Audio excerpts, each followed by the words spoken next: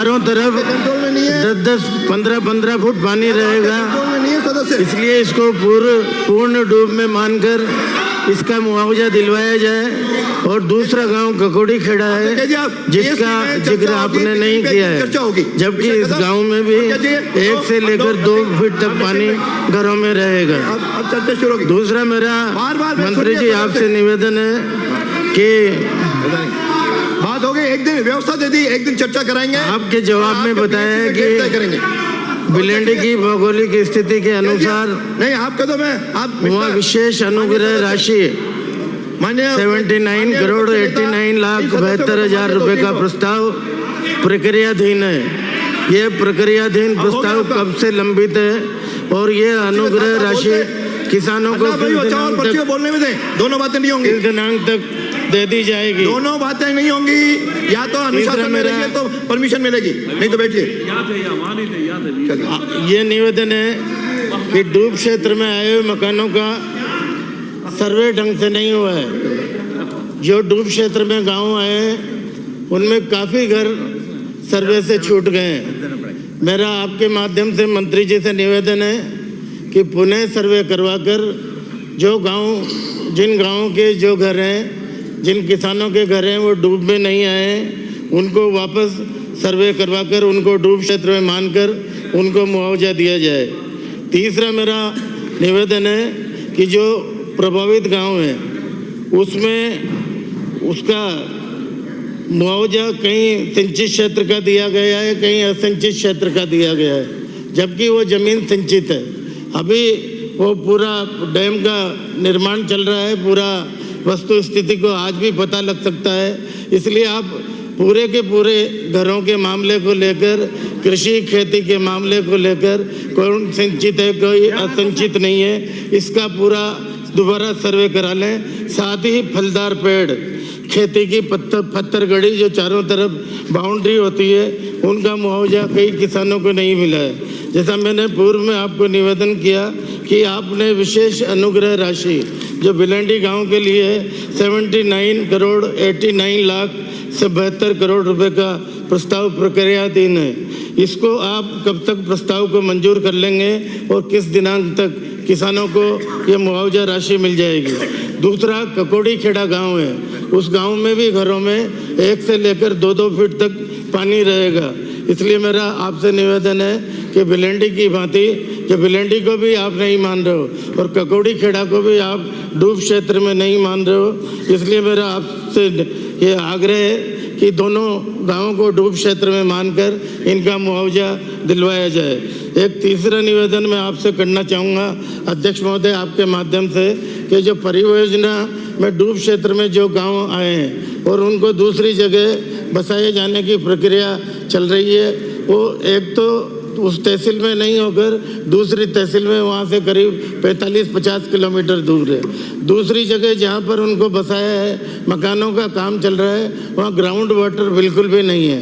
तो मेरा आपसे निवेदन है कि अगर कॉलोनी वहाँ पर ही बनाना आवश्यक है तो उसको आप ये अडानी पावर की जो पेयजल जो पानी के लिए पाइपलाइन आ रही है, इससे उस गांव के लोगों को पानी दिया जाए। और जो आप अभी व्यवस्था कर रहे हो, इसमें एक ओपन वेल वहाँ पर और खुदा दिया जाए ताकि कभी ट्यूबवेल खराब हो, तभी हैंडपम्प खराब हो, तो जो भी वहाँ पर बस्ती बसेगी वो पानी ले सकें। साथ ही जो बिजली के कनेक्शन है, बिजली कनेक्शन का जो आपने बिजली की व्यवस्था तो वहाँ करने का मुझे जवाब में बताया है, पर बिजली कनेक्शन आप घरों में कराकर उन किसानों को दें। यहाँ पर भी उन किसानों ने घरों पर कनेक्शन लिए हुए थे। वही बात रिपीट हो रही है। माननीय मंत्री जी। माननीय अध्यक्ष महोदय, मैं आपके माध्यम से माननीय सदस्यों को बताना चाहता हूँ कि ग्राम बिलेड़ी की आबादी 3 ओर से जल भराव क्षेत्र से तथा 1 ओर से वन भूमि से घिरी हुई है तथा ग्राम की संपर्क सड़क भी डूब में आ रही है। उक्त भौगोलिक स्थिति के अनुसार ग्राम बिलेड़ी की शेष आबादी के लिए विशेष अनुग्रह राशि लगभग 80 करोड़ के प्रस्ताव प्रक्रियाधीन है। दूसरा, काकोड़ी खेड़ा और बिलेड़ी के बारे में माननीय सदस्य ने भी बताया है, तो मैं आपके माध्यम से विश्वास दिलाता हूं कि यद्यपि मुआवजा नियमानुसार दिया गया, फिर भी आपके सुझावों का परीक्षण कर आवश्यकता होने पर विशेष अनुग्रह सहायता राशि के बारे में उचित निर्णय दिया जाएगा।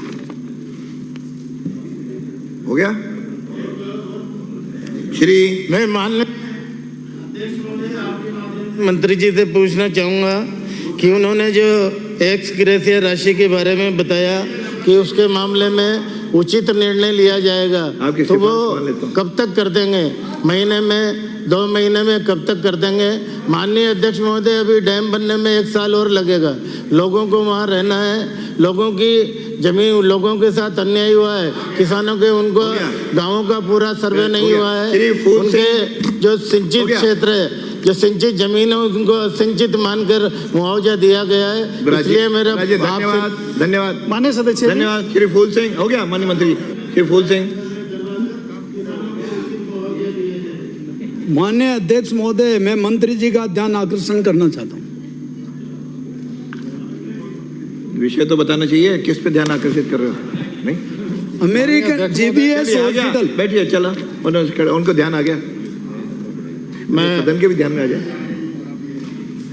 उदयपुर से आने वाले माननीय विधायकों और सदन को आपके मार्फत अवगत कराना चाहूँगा कि जिला कलेक्टर उदयपुर द्वारा दिनांक 24 जुलाई 1998 को तहसील गिरवा के ग्राम बेड़वास में 69,650 वर्ग मीटर भूमि का 99 वर्ष की अवधि के लिए भवन निर्माण, जिसके लिए आवंटित किया गया है, का 2 वर्ष के भीतर सन्निर्माण पूर्ण कर उसका उस प्रयोजन के लिए उपयोग में लाना होगा की शर्त के साथ आवंटन किया था। जिला कलेक्टर उदयपुर द्वारा दिनांक 6 दिसंबर 1999 को तहसील गिरवा के ग्राम बेड़वास में 7500 वर्ग मीटर भूमि इसी messrs American international health management को लिमिटेड उदयपुर को दूसरी बार आवंटन किया गया। इस प्रकार कुल 77,150 वर्ग मीटर भूमि का आवंटन किया गया।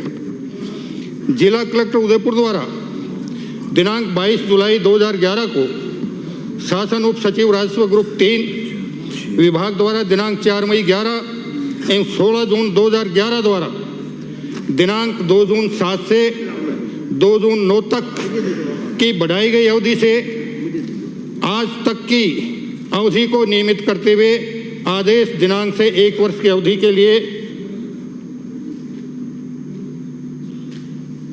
आदेश दिनांक से 1 वर्ष की अवधि तक निम्न शर्तों पर समयावधि में वृद्धि की गई थी। उसमें 5-6 शर्तें थी। उसके बाद